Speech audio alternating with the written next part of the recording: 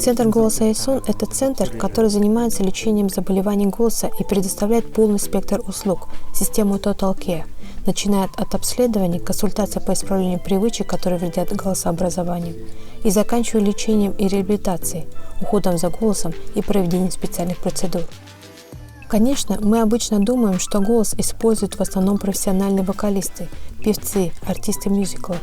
Но если посмотреть статистику, то среди людей, получивших лечение в нашем центре, больше преподавателей, работников колл-центров, дикторов.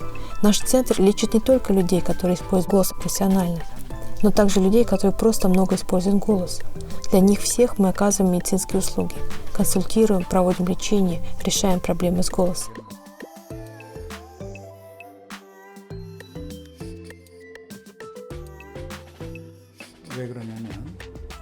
Дело в том, что у некоторых детей на органах голосообразования появляются папилломы, и самой большой проблемой является то, что папилломы могут расти и мешать дышать, и это может привести к смерти.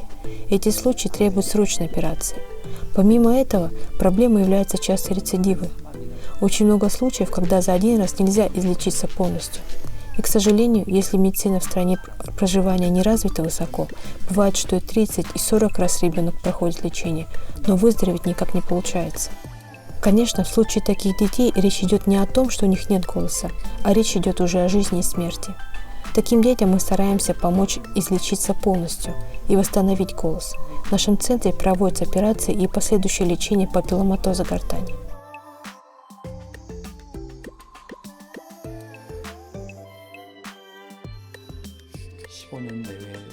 Раньше, когда не были развиты медицинские технологии, люди считали, что проблема с голосом – это несерьезная проблема.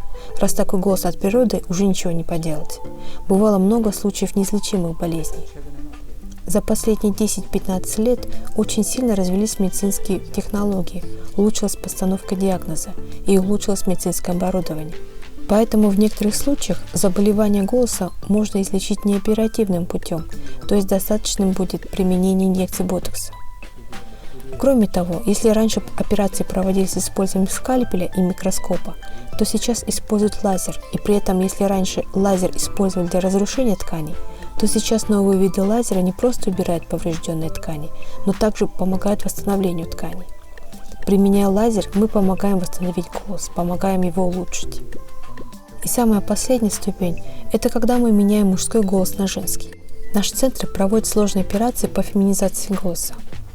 Этот способ лечения самый сложный и ответственный.